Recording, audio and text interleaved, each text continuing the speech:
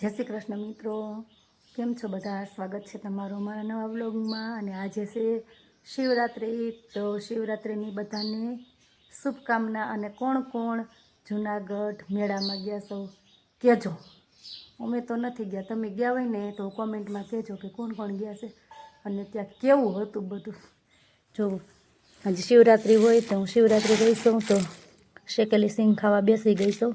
તો ચાલો બધા શેકેલી સિંગ ખાવા. અને મારા વ્યારાબેનનો સવારમાં વિડીયો આવી ગયો છે. ઉઠીને સાદું પીતી હોય એટલે સાદું પીવામાં બેનને વાંધો આવે છે. ઉઠતા વેત મૂળાઈ એવું હોય, તમને ખબર જ છે. આગળ વિડીયોમાં તમે જોઈ જશે, તો જોઈ લો આગળ વિડીયોમાં. ઉઠડો છે હલા કે તાર દાદા મોય ત્રીજા તાર દાદા છે ને મોહમ્મદ બદામ દઉં દે પાછું બપોર કેટ વાડી આવું છે ને. હા કે કાલની ગોળે. હા આજ તો સિંહ માં જોવા છે. રોજડા કેવા હતા આવતા થઈ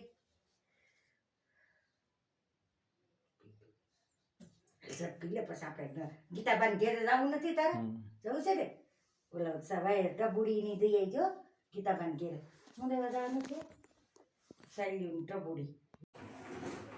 જો ગાજર અને બટેકા, ગાજર ને બટેકા વરાળનું હા ઠીક. તમે શું બનાવ્યું છે એમ ને? જો ગાજરનો શીરો બનાવવાનો છે ને બટેકાની સૂકી ભાજી. કકડિયાવાળા શાકે કાપ્યા ને એટલે મમ્મી ડિઝાઇનવાળા લાગે છે બટેકા. ઓલું શાકો તમે લાવ્યા વાડીએથી જોયું છે? એ નથી હાલતું હરખું સવાતું જાય. તો ચાલો ગાજરનો બાફેલો શીરો ખાવા અને બટેકાની સૂકી ભાજી જો વરાળે બાફા. ચાલો આપણું આમાં થઈ ગઈ છે સૂકી ભાજી રેડી. મસ્ત એવો લીમડા મરચાં આદુ ટમેટાનો વઘાર કરી નાખ્યો છે. અને આમાં છે આપણો ગાજરનો શીરો એલચી નાખીને મસ્ત બનાવ્યો છે. તમે ગાજરનો બનાવો કે નહીં શીરો કોમેન્ટમાં કહેજો. અને મરચાં આપણે રેગ્યુલર ભાઈ તમને વિડીયોમાં જોતા જઈશો. અને આમાં છે છાશ, હજી આજ જ બનાવીશ તાજી રોટલી ડીશને વાટકા. તો ચાલો થઈ ગયું છે જમવાનું તૈયાર. પહોંચી જ જાઓ બપોરા કરવા, ફરાળ કરવા. હેલો મિત્રો, જો અમે અત્યારે ઉઠીને ફ્રી થઈ ગયા. અને ઢગલા બંધ ટમેટા છે જો અમારી ઘરના હો બધા ટમેટા. કોઈ લેવા માટે તૈયાર નથી. જો એક ખરાબ ટમેટું છે, આપણે કાઢી નાખી. આટલા બધા હોય એમાંથી ચેપાઈ ગયા હોય અડધા.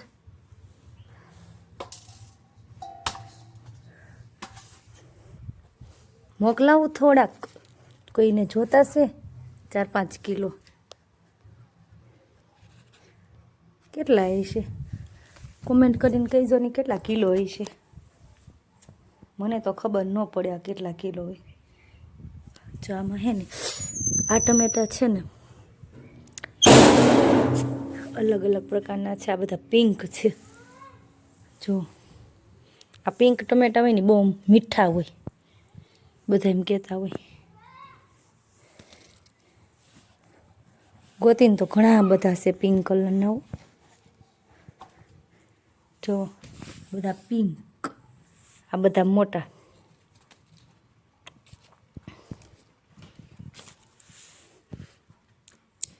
હજી આમાં છે ને આવી સાઈઝના આનાથી થોડાક મોટા ટમેટા થાય છે.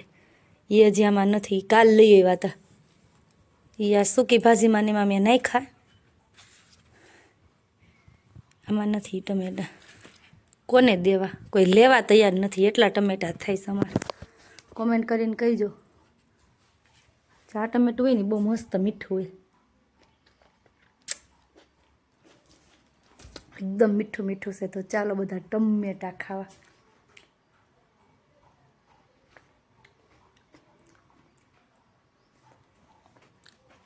વ્યારા હોત ને તો રાજી થઈ જત. અને અમારે વ્યારાને વિડીયો કોલ કરો છો મારા ટમેટા બતાવવા. હેલો મિત્રો, જુઓ આપણે બનાવવાનું છે સાબુદાણાની ખીચડી. તો તેના માટે મેં અહીંયા તેલ મૂકી દીધું છે અને અહીંયા ટમેટાનું શાક વઘાર્યું છે.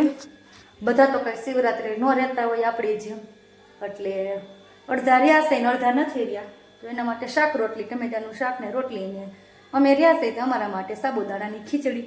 તો જોઈ લો, તેના માટે મેં અહીંયા બટાકા કાપી લીધા છે, આદું છીણી લીધું છે, ટમેટાં, મરચાં અને આ શિંગદાણાનો ભૂકો છે, અને અહીંયા મસ્ત ફ્રેશ લીમડો અમારા ઘરે જ છે એટલે એ કંઈ પ્રોબ્લેમ નથી, વાડામાં પાછળ વાવ્યો જ છે. તો ચાલો બધા પહોંચી જાઓ સાબુદાણાની ખીચડી ખાવા. અને અહીંયા જો બપોરે શીરો બનાવ્યો હતો ને પાછા બપોર પછી થોડાક ગાજર વહી દીધા ને તો બાફી નાખાશે. બાફેલા ગાજર તો ભાવે, શેકેલાય ભાવે, પણ રહેવા દીધા નથી એ કંઈ, નકર પછી શેકી નાખત, પણ યાદ જ ન આવ્યું. એક બે રહેવા દીધા ને તો શેકીની મજા આવે ગાજર ખાવાની. તમને કોને કોને બાફેલા ભાવે કે શેકેલા ગાજર ભાવે કોમેન્ટ કરીને કહેજો. અને સાબુદાણાની ખીચડી તમે બનાવતા હોય તો તમે કેવી રીતે બનાવો છો અને શું શું નાખો છો એ કોમેન્ટ કરજો. જો અમે એટલી વસ્તુ નાખીશી, આનાથી વધારે તમે કંઈ નાખતા હોય ને તો કોમેન્ટમાં જરૂર કહેજો, એનો રિપ્લાય હું આપીશ. અમે તો જો આવી રીતે બનાવીશું. તેલ ગરમ થાય ને એટલે લીમડાનો અને આ બધો વઘાર કરીને સાબુદાણા નાખી દેવાના. સાબુદાણા મેં પલાળી દીધા હતા. તો ચાલો બન્યા રહેજો આગળ વિડીયોમાં. જો આપણે સાબુદાણાની ખીચડી બનીને રેડી થઈ ગઈ છે. લીલા ધાણા અને આમ જો અસલ છોટી છોટી થઈ છે.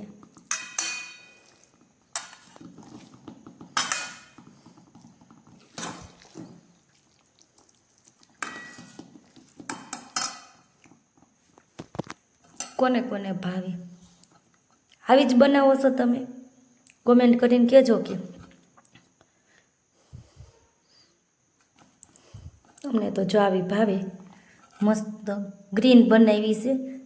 ઘણા એમ કહે કે આવી વ્હાઈટ કેમ લાગે છે, કેમ કે સાબુદાણા વ્હાઈટ હોય અને લીલું મરચું ને એવું બધું નાખ્યું છે એટલે ગ્રીન થઈ છે, વ્હાઈટ ગ્રીન ભેગી.